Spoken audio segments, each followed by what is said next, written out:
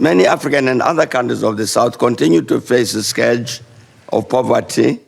Former President Mbeki is in New York focused on issues of development, addressing a high-level meeting on financing for development and the work that must be done to curb the $88 billion that leaves Africa illicitly on an annual basis. He called for the General Assembly to urgently effect a framework convention on international tax cooperation in that regard. And so the Secretary General has presented his report on that matter, so that we were responding to that.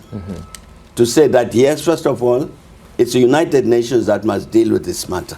The only inclusive, thoroughly inclusive multilateral body in the world is the UN. So in order to include everybody, you take into account everybody's interest, it must be done by the United Nations. We pivoted to South Africa, an interview happening coincidentally on the day he resigned as head of state 15 years ago. We asked him for reflections, and he didn't hold back. We as South Africans need to say we need to turn the corner with regard to all of that. We need to do certain things so that the economy grows rather than declines, that crime declines rather than continues growing. You know, all of those negative things.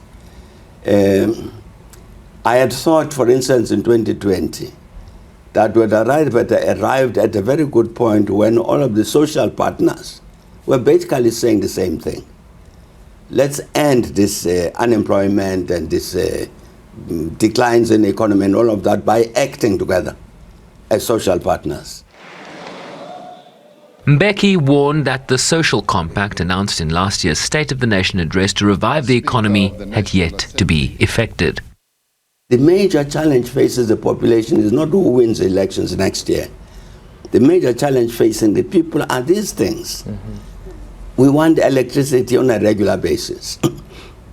We want the service delivery at local levels. We want somebody dealing with these crimes while they're terrorizing the communities. Those are the things that the population are talking about. And I'm saying that let all of us as South Africans engage all of these are common tasks. Engage these things, and then we'll see what happens in terms of the elections next year. But despite the gloomy outlook, pockets of excellence remain, including on the sports field, where optimism continues to grow in relation to the Springboks' chances in the World Cup in France, something he's rather familiar with after attending their victorious final in 2007. Yes, you are right. I mean, we're back in France, and the Springboks won the World Cup in France. And I don't think there's any particular reason why they shouldn't do the same. I have a lot of confidence in the Springbok, this particular team, including its captain, including its coach. And I really do think that they can do very well and retain the World Cup. The fact that they've come back to France should itself serve as inspiration.